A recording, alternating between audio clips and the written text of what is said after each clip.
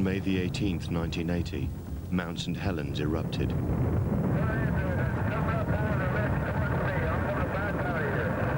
It was awesome. I just didn't want to tear my eyes away from it. I mean, it just took the woods and they were gone.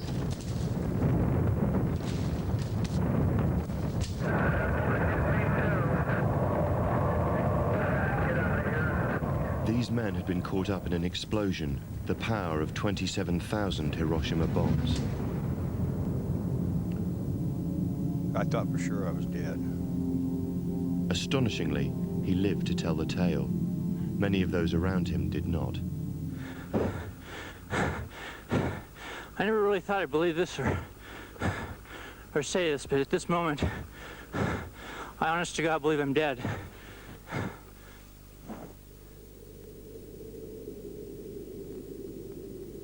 The destruction of Mount St. Helens was a sight that no man had ever seen before, like no other volcanic eruption in recorded history.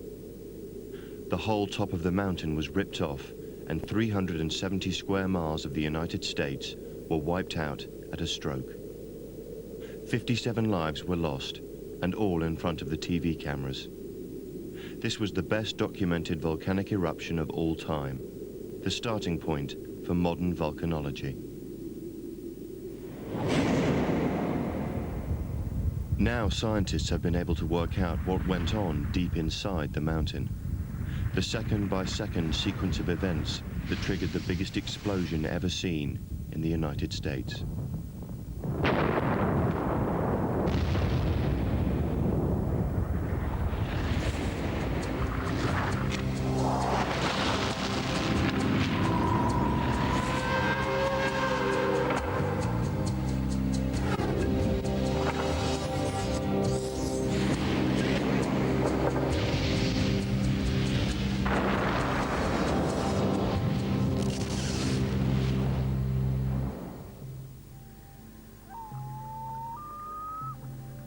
For over 120 years before that fateful morning in 1980, Mount St. Helens was an American beauty, hidden away in the northwest corner of the United States.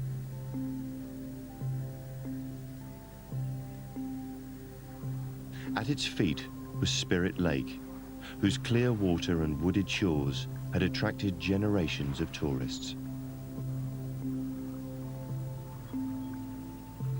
Geologists, however, were more wary. To them, Mount St. Helens spelt danger, the youngest and most active of 13 volcanoes called the Cascades. For all its beauty, it was just a great cone of rubble, formed from layers and layers of volcanic debris. But the last eruption had been back in 1857, and since then the mountain had slumbered. People forgot. Few even realized any longer that it was a volcano, knew nothing about the simmering energy being held back beneath the mountain's fragile plug of ice and rock. But the geologists did. We basically believe that the past is the key to the future. So when a volcano proceeds to erupt over a period of hundreds of thousands of years, and it's still erupting every few thousand years or every few hundred years, there's no reason to assume that it will stop.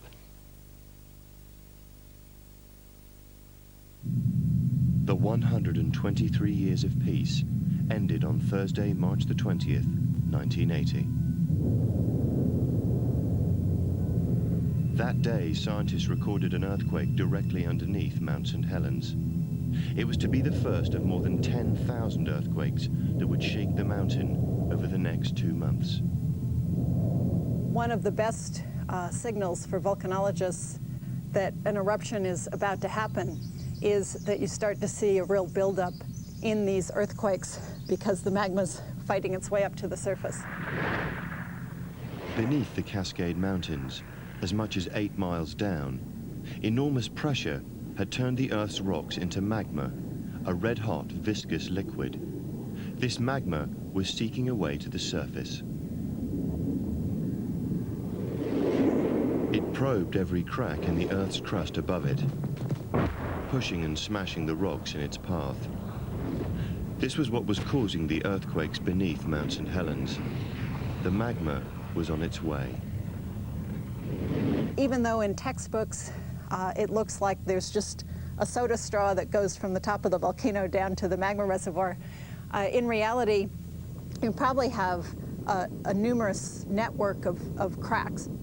So it's probably a very complex network with little fingers working their way upward, and eventually they'll coalesce into something that's vaguely pipe-like. But at the end of March, something unusual happened. As the magma surged up the inside of the volcano, its path was blocked. Lava from previous eruptions had hardened into a solid plug, which wouldn't budge. Instead, the magma was diverted to the north side of the mountain. There it stopped and began to grow into a huge seething bubble inside the mountain, called a cryptodome.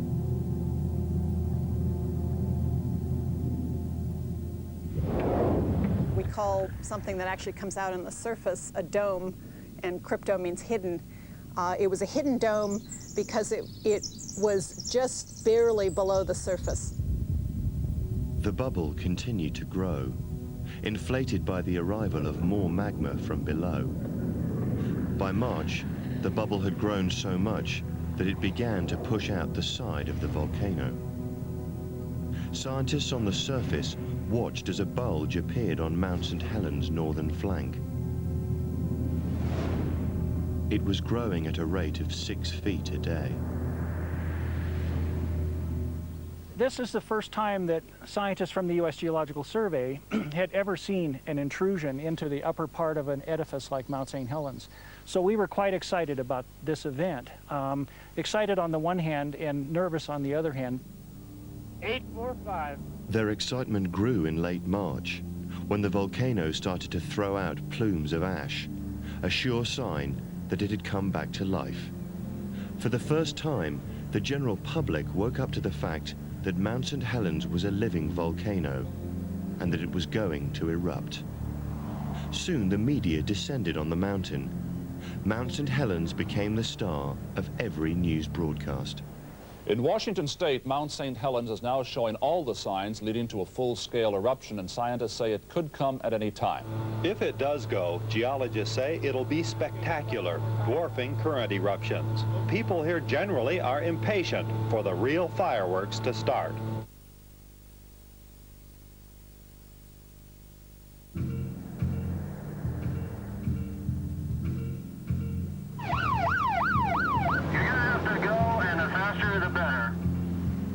On March the 31st, a state of emergency was declared. The government set up a 20-mile exclusion zone around the volcano. Spirit Lake and Mount St. Helens is my life, folks. I've lived there 50 years. It's a part of me. But some refused to go. 84-year-old local character Harry Truman had lived on Spirit Lake for more than 50 years and refused to budge. In the media frenzy that followed, he became a national hero. No, I'm not going to leave. You're damn right I'm not going to leave. I'm going to stay here. Others just outside the security zone, loggers like Jim Schmanke and his 3 workmates, worked on, unconcerned in the shadow of the mountain. Well, I mean, we knew it had been acting up, and they were trying to keep all the tourists away from the mountain. We weren't worried about it because we were a long way from it. But the volcano stubbornly refused to erupt. Soon the spectators and the news crews lost interest. Mount St. Helens faded from the headlines.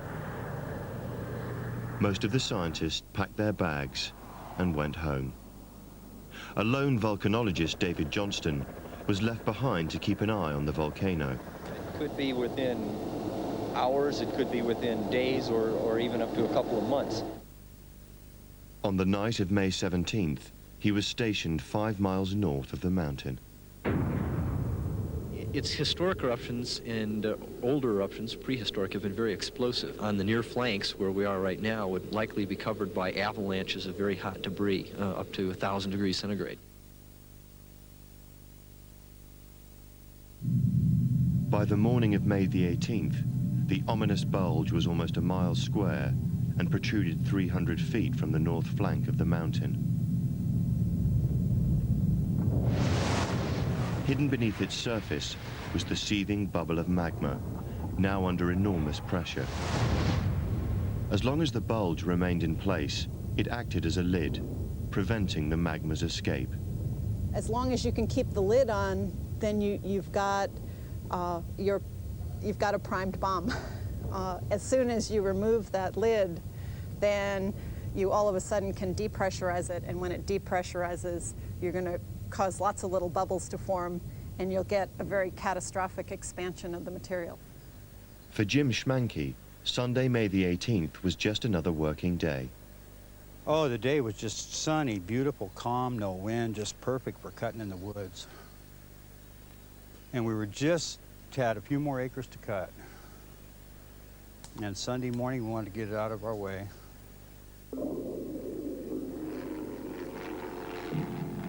And for local geologist Dorothy Stoffel, it seemed a perfect morning to have her birthday treat, a flight over the mountain, organized by her husband. I thought to myself that the mountain had really gone back into dormancy, and a sense of disappointment that we wouldn't see anything. On the contrary, Dorothy Stoffel would be the first person to see a unique and catastrophic event that was to change the face of the Earth and nearly take her life.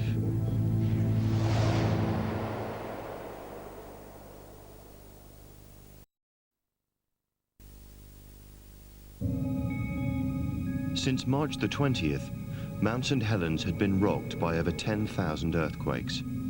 But by the end of the month, an ominous bulge had swollen grotesquely on its northern flank. It didn't take us long to realize that the bulge indicated that there was magma coming into the volcano. It was sort of inflating the volcano like a water balloon, and that this was going to lead to something catastrophic. The 370 square miles surrounding Mount St. Helens was about to be transformed from a beautiful national park to a scene of total devastation. I knew this area very well, and nothing in my wildest dreams prepared me for this moonscape that was left after the events of May 18.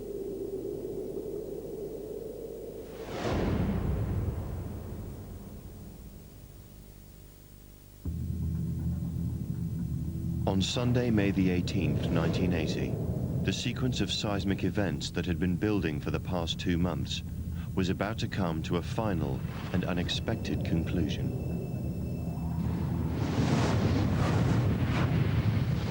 At 8:32 and 11 seconds, a last gigantic surge of magma forced its way up the volcano and caused the biggest earthquake so far.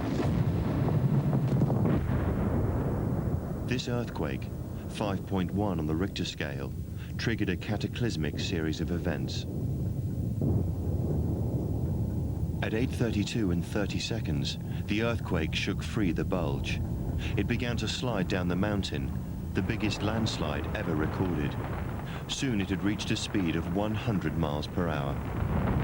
At 8:32 and 40 seconds, it ripped away the rock holding back the supercharged bubble of magma, like a cork exploding from a champagne bottle. A tremendous explosion. The energy released by the blast at Mount St. Helens was unprecedented. The equivalent of one Hiroshima bomb every second. And just to get an idea of it, if I take water and I turn it into a gas by boiling it, then I change the volume by about 22 times. So just imagine every little bubble or every little bit of liquid expanding by a factor of 22, and you can imagine the driving force for the blast. This was like no previous eruption. Volcanoes erupt vertically. This sudden catastrophic blast out of the side of the mountain stunned the scientists. The Mount St. Helens eruption was quite unique because instead of erupting initially vertically, because of the configuration of the bulge on the north flank, because of this debris avalanche event that broke off the north flank, the explosion was directed horizontally, or nearly horizontally, what we call a directed blast or a laterally directed blast. And this event is a very rare kind of event. We had just cleared the crater and this enormous lower blast exploded horizontally. We think of volcanoes blowing up and not out. Fear took over the excitement, and in fact, I really thought we weren't going to get out alive at that point. As Dorothy's aircraft dived away to the south, the sideways blast fanned out towards the north at speeds of up to 700 miles per hour. So the blast cloud itself consisted of fragments of the cryptodome, some of them very large, in fact some of them as large as houses initially, fragments of the old northern flank of the volcano, and later on during the blast the materials that formed the summit of the volcano and part of the interior of the volcano. So this was a cloud of debris moving at very high speeds. At 8:33 and 50 seconds, this moving wall of rocks sped towards a ridge 5 miles to the north. On it stood the lone volcanologist, David Johnston. He observed the beginning of the eruption. In fact, he radioed to us in Vancouver and announced that the eruption had begun. Vancouver, this is it! At 8:34, David Johnston became the first victim of Mount St. Helens. He was 30 years old.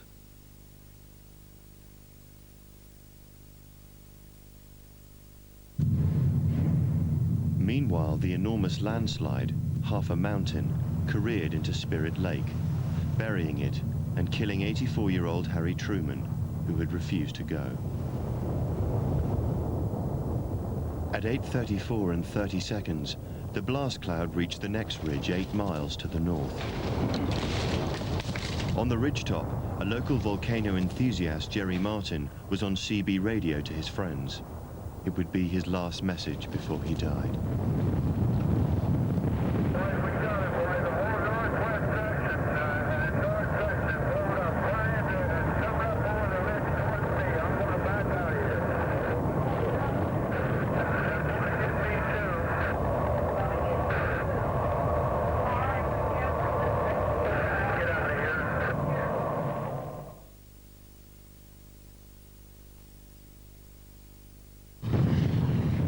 Minutes from the start of the blast, it showed no signs of stopping. It starts to incorporate the surrounding air.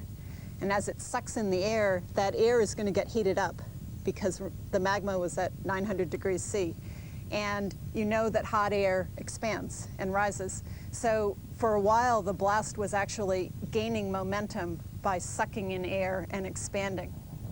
3 minutes after the eruption, the blast cloud ripped through the landscape, heading towards Jim Schmanke and his workmates 20 miles from the volcano.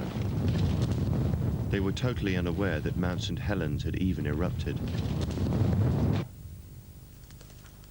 The first time I noticed there was something wrong was when Diaz came running down through the woods, screaming the volcano's exploding. Just looking at him, you know, you could tell he was scared to death. We weren't worried even at that time because there was no noise, there was nothing. Then all of a sudden, we heard this stuff. I mean, we don't know what it was, but it was, you could hear it coming through the trees. First, it was kind of like a bunch of rocks and stuff. The noise was just deafening. I mean, it was just like big jets or freight trains just crashing through the woods, and it just turned black right in front of us. I mean, I just knew at that time I had to turn and just try to get out of there.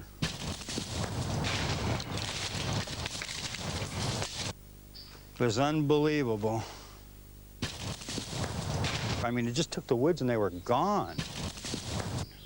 I couldn't believe it. They were just completely gone. Couldn't breathe, tried to get air, tried to stand up.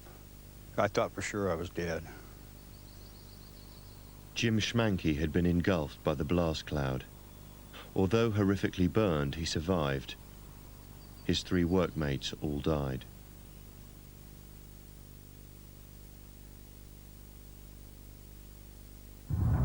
The blast cloud hugged the land and soared over ridges until 20 miles from the mountain, it finally deposited its heavy load and dissipated as hot air high into the stratosphere. The explosion ended as abruptly as it began, but the sky was now choked with ash, which turned day to night.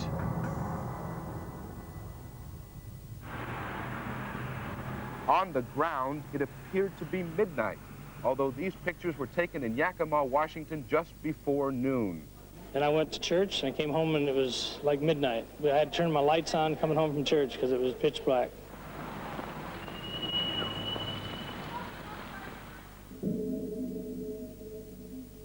In 4 minutes, the blast had devastated 370 square miles.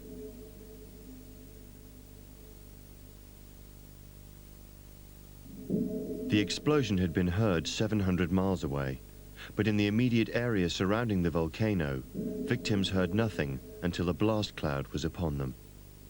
In simple terms, what's happening is that the sound is refracted up above the volcano, it bounces off the stratosphere, and it comes back down at a distance beyond 60 miles radius away from the volcano. The blast cloud had behaved like a liquid, swirling around the contours of valleys, knocking down trees in circular patterns. It destroyed tens of millions of trees. 57 people had lost their lives. At Mount St.Helens on May the 18th, 1980, scientists had witnessed two unprecedented events. The landslide was the largest ever recorded. It dumped 2 cubic miles of rock into the surrounding valleys. But the most destructive event was the lateral blast, which killed every living thing within a 17-mile radius.